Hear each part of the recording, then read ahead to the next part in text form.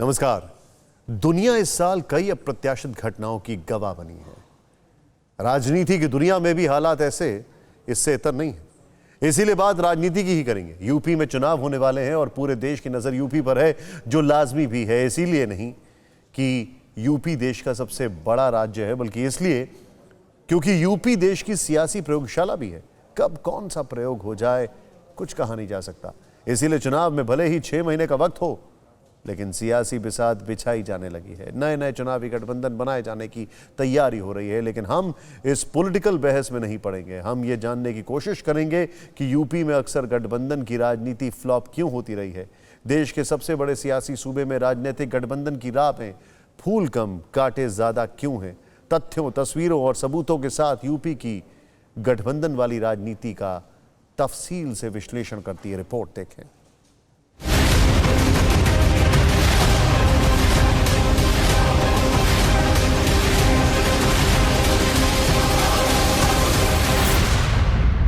इंशाअल्लाह दोबारा योगी को उत्तर प्रदेश का मुख्यमंत्री नहीं बनने देंगे, नहीं बनने देंगे।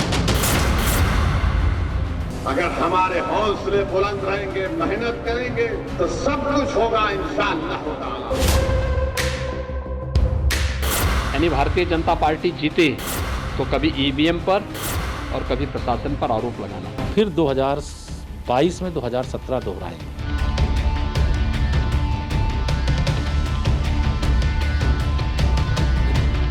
असदुद्दीन ओवैसी जी, आपके चेहरे पर आदरणीय योगी जी की जो एक धमक है, हैदराबाद में जो दहाड़ टूटी है, वो साफ देखने को मिल रही है आपके इस बयान में कि हम योगी जी को मुख्यमंत्री नहीं बनने देंगे इंशाअल्लाह।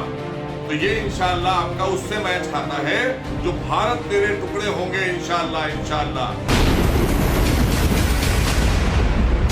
कहावत है कि मुंगेरी लाल के हसीन सपने हो सकते हैं, सपने हो सकते हैं, दिन में भी हो सकते हैं, शाम को भी, रात में भी हो सकते हैं, लेकिन पूरे हो जाएंगे इसमें मुझे शक है। भविष्य में भी साथ आ जाए और कोई इनको यहाँ की पार्टी ना मिल रही हो तो कहीं और की भी पार्टी लिया मैं।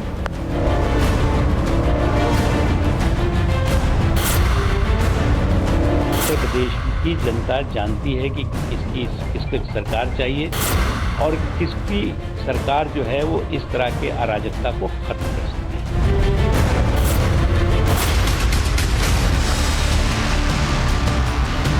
ओवैसी जी देश के बड़े नेता हैं और देश के अंदर प्रचार में जाते हैं, उनका अपना एक जनाधार है। अगर उन्होंने भारतीय जनता पार्टी को चैलेंज किया तो भारतीय जनता पार्टी का कार्यकर्ता उनके चैलेंज को स्वीकार करता है। भारतीय जनता पार्टी की सरकार बनेगी, कोई संदेह नहीं। अभी तो आगाज भर है, अभी तो बात दूर तलक जानी। किसी को गठबंधन बनाना, किसी को फिर सरकार बनानी। अगर हमारे हौसले बुलंद रहेंगे, मेहनत करेंगे तो सब कुछ होगा इंशाअल्लाह ताला। फिर 2022 में 2017 दोहराएंगे। देश के सबसे बड़े सियासी सूबे उत्तर प्रदेश की चुनावी राजनीति का ट्रेलर है।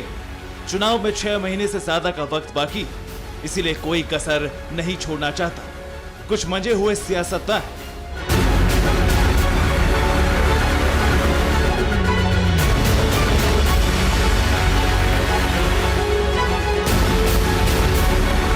तो कुछ की पहली आजमाइश है, लेकिन सबकी ख्वाहिश है और वो ये कि सरकार बने ना बने, बीजेपी को हर हाल में रोकना है।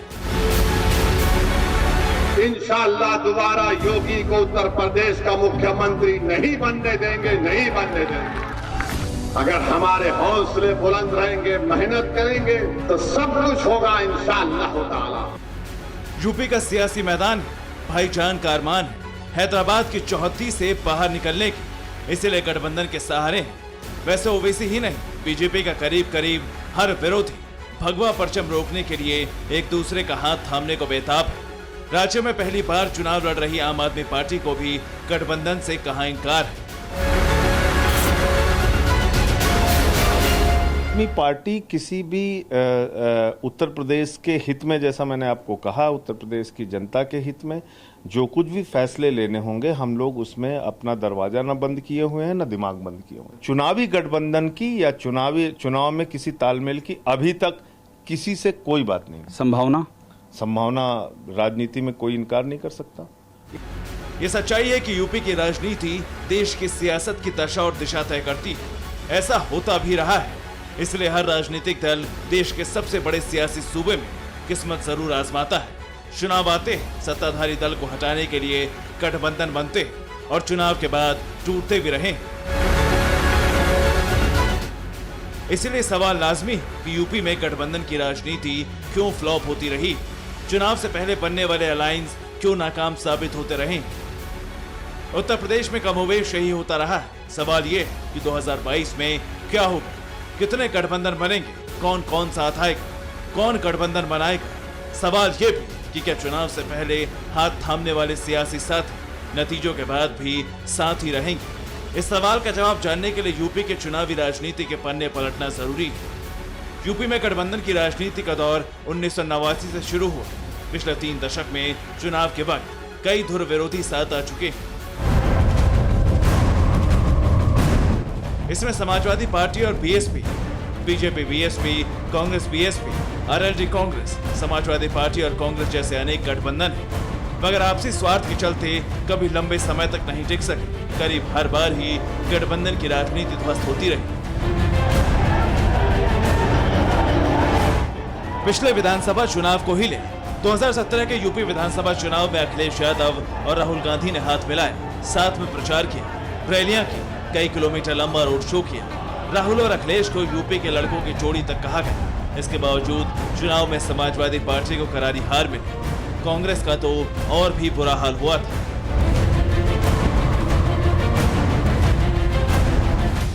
– 2017 के चुनाव में एसपी कांग्रेस गठबंधन को 54 सीटें हासिल हुई थी। समाजवादी पार्टी 232 सीटों से घटकर 47 पर और कांग्रेस 7 पर सिमट गई थी। अखिलेश और राहुल को मिली करारी शिकस्त की कई वजहें गिनाई गई, लेकिन चुनावों से ऐन पहले मुलायम के कुनबे में जो फैमिली ड्रामा देखने को मिला, उसे जनता के जहन से कोई चमत्कार ही मिटा सकता था। जनता का जो भी फैसला है लोकतंत्र में हमें बहुत खुशी के साथ स्वीकार है।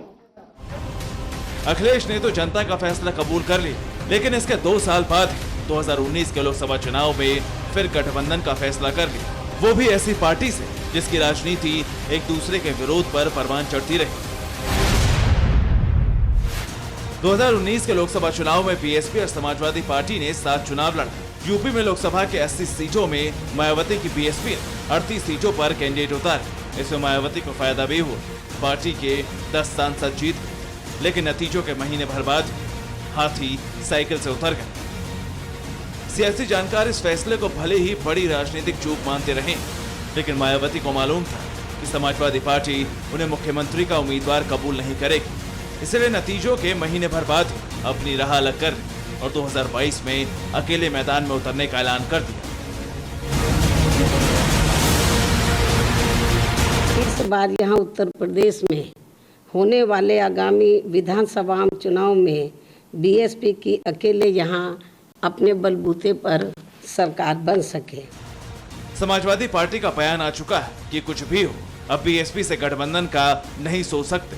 इसलिए मायावती भी समाजवादी पार्टी पर सियासी तीर दाग रही है। समाजवादी पार्टी की घोर स्वार्थी, संकीर्ण व खासकर दलित विरोधी सोच एवं कार्यशैली आदि के कड़वे अनुभवों तथा इसके भुक्तभोगी होने के कारण देश की अधिकतर बड़ी व प्रमुख पार्टियां चुनाव में इनसे किनारा करना ही ज्यादा बेहतर समझती हैं, जो कि सर्वविदित है। इसलिए आगामी यूपी विधानसभा आम चुनाव अब ये पार्टी किसी भी बड़ी पार्टी के साथ नहीं बल्कि छोटी पार्टियों के गठबंधन के सहारे ही लड़ेगी। मायावती ने समाजवादी पार्टी ही नहीं, कांग्रेस को लेकर भी मायावती के तेवर तलक हो चुके हैं। और क्यों हुआ उसे इन तस्वीरों से समझिए।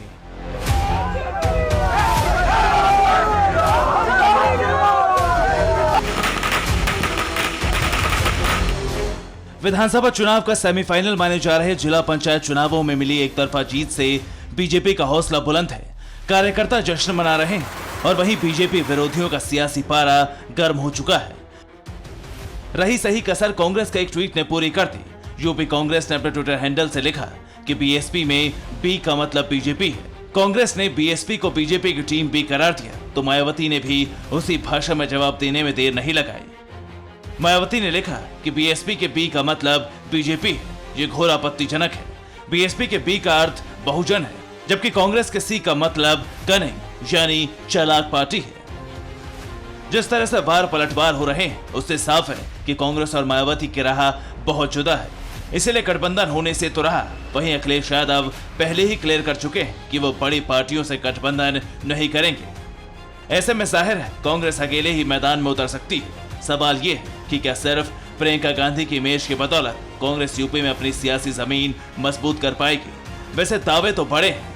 उत्तर प्रदेश में जिस तरह कांग्रेस पार्टी एक मुख्य विपक्षी के रूप में, विपक्षी दल के रूप में सड़कों पर आंदोलन कर रही है, आदरणीय प्रियंका गांधी के नेतृत्व में जिस तरह उत्तर प्रदेश के नौजवान, गांव, गरीब, किसान में उत्साह है, जोश है, हमें पूरा भरोसा है कि 2022 में कांग्रेस पार्टी जनता के भरोसे और विश्वास के साथ खरा उतरेगी और सरकार बनाएगी। अपनी सियासत है, अपने दावे हैं, चुनाव लड़ने वाली हर पार्टी यही करती है। लेकिन 2017 के मुकाबले 2022 का चुनाव काफी मायनों में अलग है।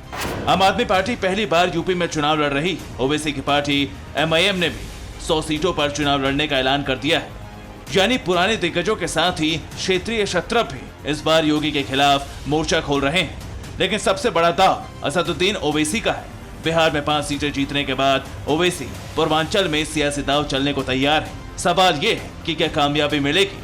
अगर आप उत्तर प्रदेश के सियासी इतिहास पर निगाह डालेंगे तो आपको पता लगेगा कि असदुद्दीन ओवैसी ऐसे पहले शख्स नहीं है जिन्होंने सियासी ध्रुवीकरण के माध्यम से बड़ी राजनीतिक ताकत बनने का सपना देखा है। उत्तर प्रदेश में ऐसे तजुर्बे पहले भी होते रहे हैं। अब सवाल यह है कि 20% आबादी को एक तरफ अपने साथ लामबंद करने का असदुद्दीन ओवैसी का यह सपना पूरा होगा क्या? यूपी के सियासी समीकरणों पर नजर डालें तो भी ओवैसी के बारे में बहुत उम्मीद नहीं दिखती। पिछले कई चुनावों से यूपी के मुसलमानों का रुझान किसी को जिताने से ज्यादा बीजेपी को हराने पर केंद्रित रहा है। इसके अलावा यूपी में समाजवादी पार्टी और बीएसपी दो ऐसे बड़े दल हैं जिनके एजेंडे में भी मुसलमान हैं। इस बार कांग्रेस और आम आदमी पार्टी ने भी मुसलमान मतदाताओं को साधने की अभी से पूरी तैयारी कर ली। हालांकि ओवैसी दावे खूब कर रहे हैं। 2 किस्म का है भारत में, अनफॉर्चुनेटली। प्लीज बताइए। एक तो संविधान में सेकुलरिज्म है और एक पॉलिटिकल सेकुलरिज्म होता है। तो जो संविधान के सेकुलरिज्म है हम उसके लिए तैयार हैं। ये जो पॉलिटिकल सेकुलरिज्म हो जाता है ना कि आप मेरे साथ आए तो सेकुलर हैं, अगर मैं आपके खिलाफ खड़ा हो गया तो ये कम्युनल हो गए। तो हमको बड़ा हमारी लड़ाई इस पॉलिटिकल सेकुलरिज्म के खिलाफ है। तो ये तो चलता रहेगा, बट अलायंस किससे होगा देखिए, थोड़ा टाइम दीजिए, मालूम हो जाएगा। अगर कोई कम्युनिटी कंसिस्टेंटली बीजेपी को अपोज कर रही है जनसंघ के ज़माने से, और कोई कम्युनिटी का सबसे ज़्यादा नुकसान भी हुआ है इस अपोजिशन की वजह से, चाहे वो राइट्स में हो या स्ट्रक्चरल जो एम्पावरमेंट डिसएम्पावरमेंट करने के लिए काम किया गया, तो यही कम्युनिटी का हुआ है, दलित और मुसलमान का, आदिवासियों का। तो अब ये तो इन तमाम लोगों को सोचना चाहिए ना। ओवैसी को भले यूपी में कामयाबी का भरोसा, लेकिन इस बात का एहसास उन्हें भी बखूबी है कि सिर्फ भड़काऊ भाषणों की बदौलत यूपी की राजनीति में पैठ बनाना आसान नहीं है। यूपी के कुल 403 विधानसभा सीटों में से 143 सीटें मुस्लिम प्रभावित मानी जाती हैं। इनमें से 70 सीटों पर मुस्लिम आबादी 20 से 30% के बीच है। 73 सीटें ऐसी जहां मुसलमान 30% से ज्यादा है। ओवैसी इन सीटों पर दाव खेल सकते हैं। वैसे पहली बार नहीं जब भाईजान हैदराबाद से यूपी पहुंचे हों। ओवैसी ने 2017 में उत्तर प्रदेश में भी किस्मत आजमाई थी। 2017 के यूपी विधानसभा चुनाव में ओवैसी की पार्टी ने 38 सीटों पर चुनाव लड़ा, लेकिन एक भी सीट पर कामयाबी नहीं मिली। 4 सीटों पर एमआईएम के कैंडिडेट दूसरे स्थान पर रहे, जबकि बाकी सभी की जमानत जब्त हो गई। सभी 38 सीटों पर एमआईएम को करीब 2 लाख वोट हासिल हुए, जो कुल वोट का महज 0.2% था।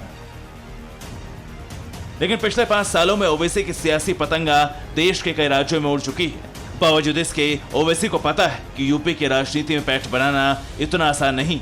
इसलिए ओवैसी इन दिनों अपनी तकरीरों में मुसलमानों के साथ दलितों का जिक्र करना भी नहीं भूलते। Mister Modi, mister BJP, mister RSS, mister Shiv Sena, mister Congress, Mrs Congress also, and everyone, जो दलित मुस्लिम आदिवासी पे जुल्म कर रहे, सुनो, इस अंधेरों का जिगर चीर कर नूर आएगा। तुम हो फिरौन तो मूसा भी जरूर आएगा। अभी बीच में नहीं बोलना, ए बंद करो। एक आदमी बोले बात से बीच में नहीं बोलना। पहले मेरे को नोटिस दिया, तुमको भी दे देंगे।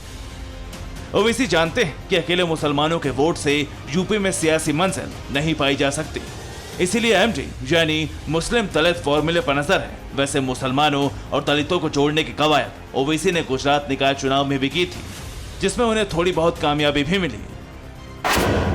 यूपी में 20.7% दलित आबादी, जो इस राज्य का सबसे बड़ा वोट बैंक है। 85 सीटें अनुसूचित जाति के लिए रिजर्व हैं। इन सीटों पर दलित निर्णायक हैं। दलितों को बीएसपी का वोट बैंक माना जाता है, लेकिन पिछले 3-4 सालों में वोट बैंक बीजेपी से छिटकता हुआ दिखाई दे रहा है। 2017 के चुनाव में बीजेपी ने एससी के लिए रिजर्व 85 में से 69 सीटों पर जीत दर्ज की थी। बीजेपी को 39% से ज्यादा वोट मिले, वहीं समाजवादी पार्टी को 7 और बीएसपी सिर्फ 2 सीटें जीत पाई।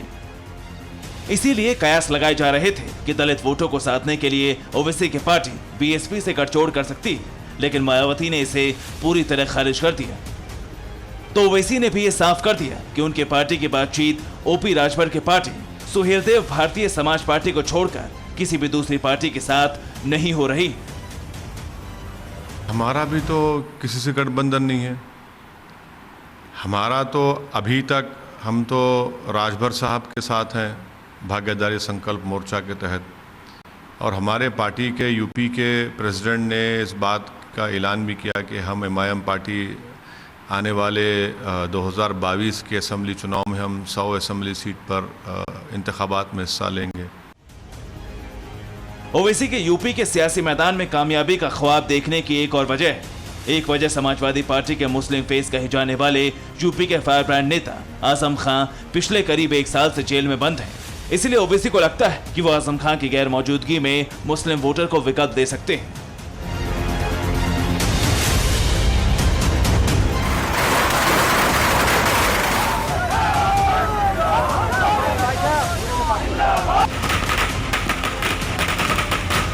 जिला पंचायत चुनावों में सभी विरोधियों को शिकस्त देकर एक तरफा जीत हासिल करने के बाद बीजेपी का हौसला बुलंद है।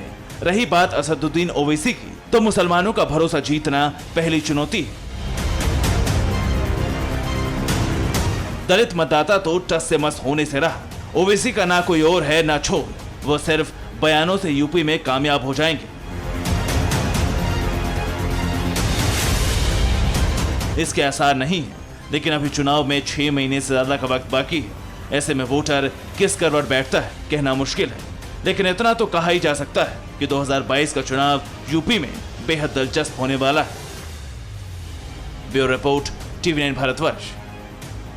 फिक्र आपकी, सोमवार से शुक्रवार रात 9 बजे सिर्फ TV9 भारतवर्ष पर।